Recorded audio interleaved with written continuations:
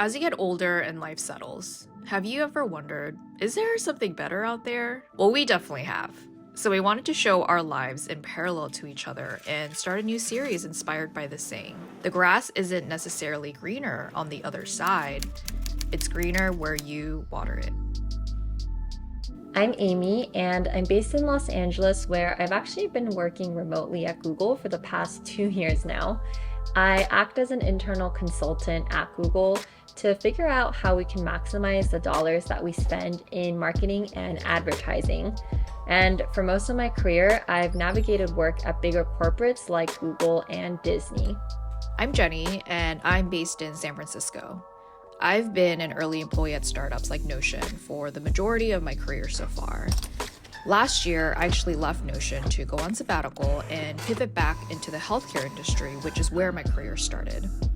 I'm currently in the early stages of starting my own company. Hopping in here really quick, Jenny and I have an annual trip to New York every year, and this year we thought it'd be really fun to host our first in-person event for YouTube. It's going to be May 25th at Central Park. That's the Saturday of Memorial Day weekend. Details in the article below. Hope to see you there. Please RSVP.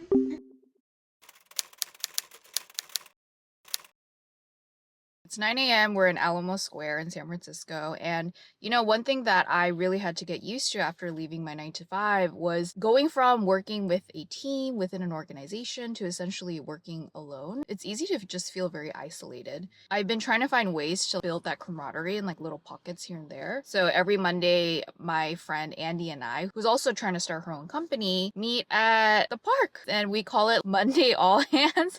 And we basically check in with each other, talk about what are we trying to do for the week. That's where I'm going. In this founder journey so far, I'm learning how important it's been to have a brain trust of people that I can weather the ups and downs with.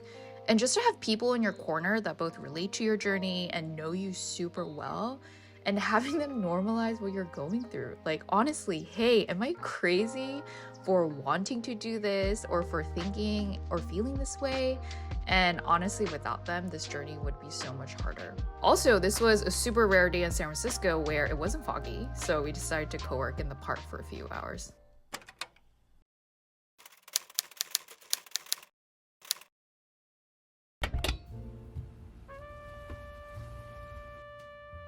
These days, it's been such a whirlwind because of all the layoffs happening in the tech industry, including the ones here at Google. It's honestly just felt really chaotic. So I've been trying to build structure and stick to routines where I can so that I can feel more grounded. Most of my days, I'm in back-to-back meetings, but this week has felt a little more chaotic with all these calls scheduled over those meetings to understand like the layoffs and the implications of the layoffs. My division was actually impacted this time, so I'm pretty mentally fatigued, to be honest, and I'm just trying to navigate the reorgs and also what that looks like for my role. There's still a lot of work to go around. I'm just trying to stay focused on what I need to get done for today.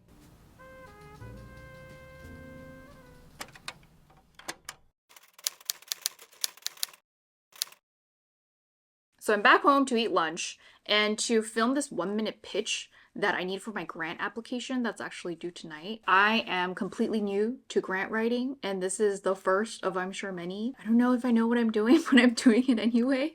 So right now I have like 6 months of personal runway left, and I want to bootstrap for as long as possible and to build out this prototype that I have in mind until it grows enough legs to stand on its own. I'm going to chow this down and head over to a coffee shop afterwards. So I've been tinkering on company ideas for several months now, and I'm at a point where I now know exactly what I want to build. And it's both exciting and fucking terrifying at the same time.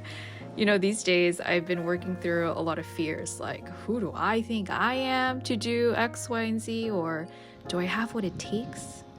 But I'm realizing that it's less about what my answers to those questions are, and more about will I choose to take a step forward, regardless of these questions.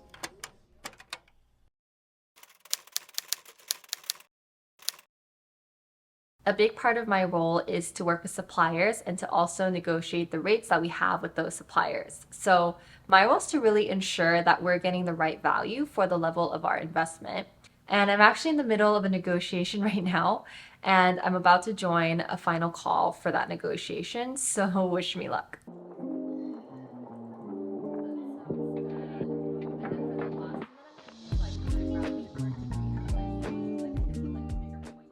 Okay, so I just got off the call and we're able to close out the negotiation, so I'm feeling pretty happy about that. Having been through multiple negotiations now, like I've learned that a good negotiation is when both parties can leave the table feeling win-win as much as possible. Negotiations can be tricky, so I've learned to leverage data as much as possible because it acts as a singular source of truth for both parties.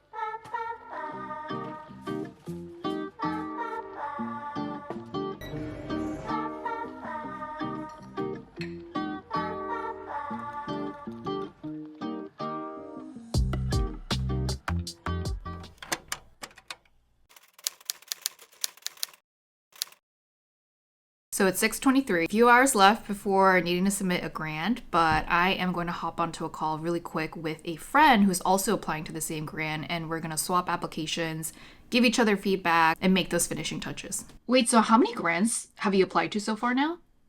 Like at least 5? 5? Nice. Did you get any before? No. No. Dude, grants are hard. And they take so long. They take so long. I have like very low hopes for this one.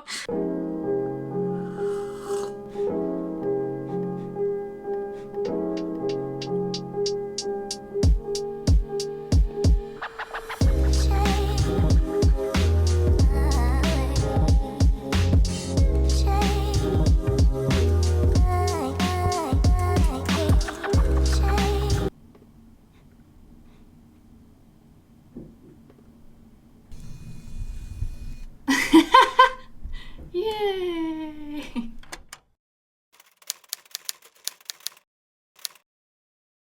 I'm wrapping up work now and getting ready for the next day. I actually have a presentation to give tomorrow, so I'm doing a dry run through of that before logging off for the day.